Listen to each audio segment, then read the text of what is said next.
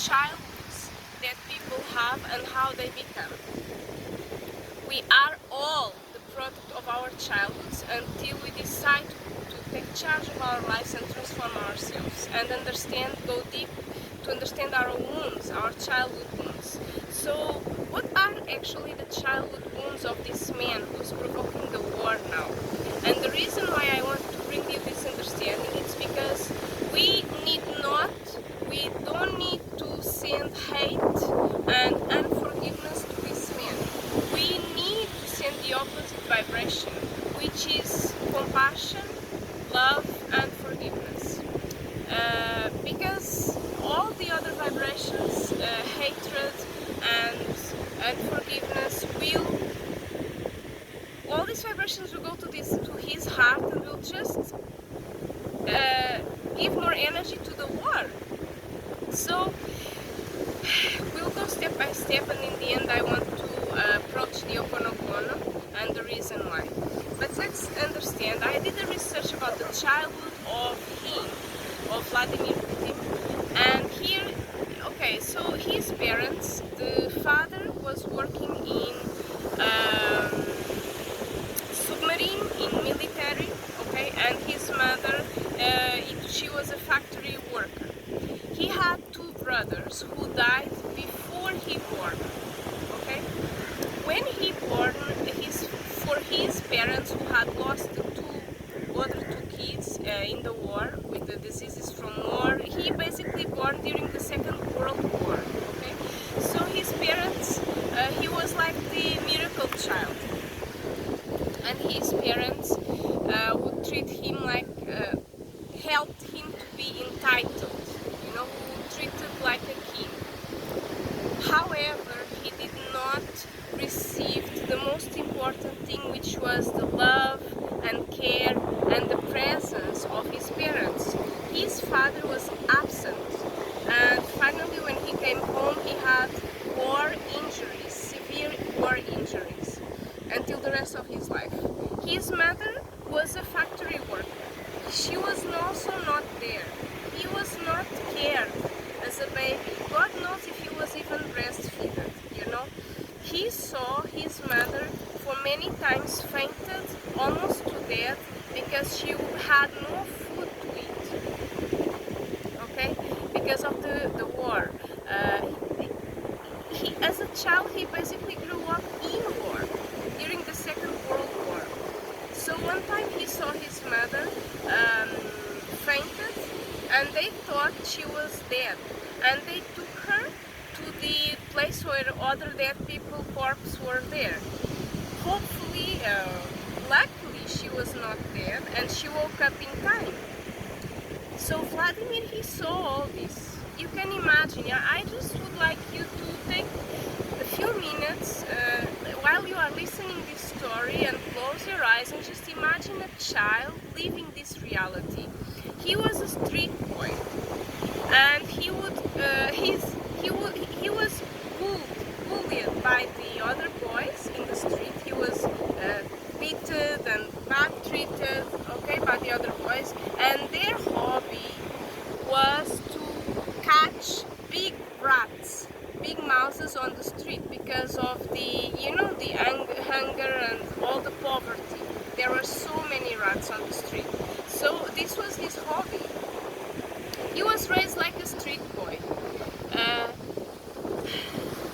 He was neglected by his mother because she was busy and tired and hungry, and his father was absent. Eventually his father, we don't know if when he was at home, was he loving to him? Did he receive any love from his parents? That's a big question. His grandmother, she also died during the war. Actually, his maternal grandmother, she was killed. I took notes of this, okay? She was killed by the German occupiers on Tver region in 41. And his maternal uncles were disappeared on the Eastern Front during the Second World War. Okay. Then, what connection this man had to true love and a nourishing childhood with a nice home. In his home he had to share, in his early childhood, the house was shared with other two families. So big mess, no privacy, the father was absent, the mother, it was very horrible. A teacher wrote that they did not have hot water, and in these countries Russia is really cold, so they did not have hot water, they did not have bathtub. The house was really horrible. This is how he was raised. As he grew up, he grew up as an achiever. He had a big strong willpower. He learned also karate and judo, and he grew up as an achiever. Okay, he got married and he had two daughters, but he was absent, completely absent from his family life. He had no love to give because he was a workaholic. He was working for 16 hours a day, and that's, if you research on Google and on Wikipedia, you can see all his professional life and how he came up, and all. He is a billionaire, basically he's a billionaire. And so he had his family, two daughters, which he was totally absent, and parallel to this wife he had a lover from who he had also other kids, also other children, at least two other children. So he also didn't have much respect for the feminine, because his own example, as the first example of a mother that he had, she was not there for him. She couldn't. So he don't have much respect for the feminine. He betrayed his wife. He was not loyal, not faithful. Finally, he was totally absent from her. Finally, they divorced later. Right now, Vladimir, he has almost 70 years old. He has 69 years old. He's bored with his life. He already raised his kids. He already had his married life. He already achieved everything. You know, he's on the top of a country, of one of the biggest countries in the world, the biggest potencies in the world. He's bored with his life. We don't even know if he still have some erection. So, no, I'm serious, he's bored. So what he do? He do a war. You know, he do a war. And he doesn't care if people are dying, or because he was raised in this environment. And his whole family died because of war. His brothers who he never met, and his father has severe injuries because of the war. His mother, for many times he saw him like so hungry, almost died of hunger. He was raised in war. So he has so many wounds, childhood, so many wounds, that obviously during his high achievement life, two wives, how many kids, and he didn't have even time or the awareness to heal himself, to look at himself and his wounds and his pain. So this is what we have.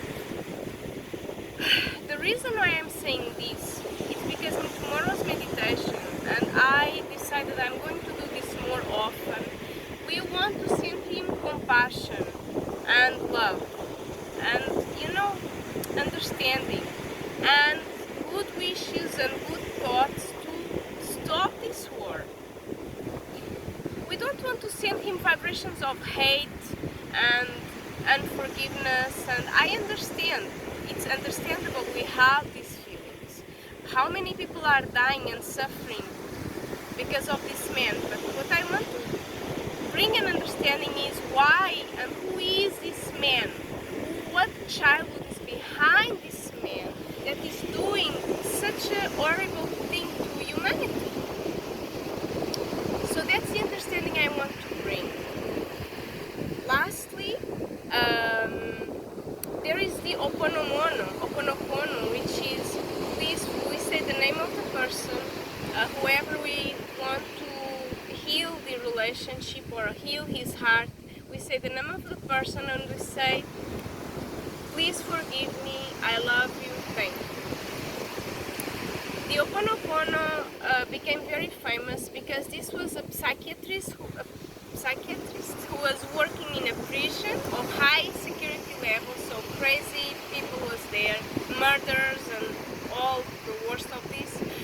And this man was sitting on his desk with the files of these sick people, mentally sick people, and he would say, Antonio, please forgive me, I love you, thank you. Look into his photos. For many months. Maria, please forgive me, I love you, thank you. So he did this for several days, weeks, months in a row, and the fact is, these sick people started to gradually become healthy, and some of them they were released from the prison. So then this became famous. You can research Ho'oponopono. So it's please forgive me, I love you, thank you. Even if you don't join the meditation, you can send good thoughts and good vibrations to the heart of this man. You can say this, please forgive me, I love you, thank you. You can say his name. And you maybe are asking why I have to say please forgive me. We don't know what happened in the past, why he's doing this. I brought a little understanding about his childhood. This will only do good. Please forgive me, I love you, thank you, will only do good. So, thank you so much.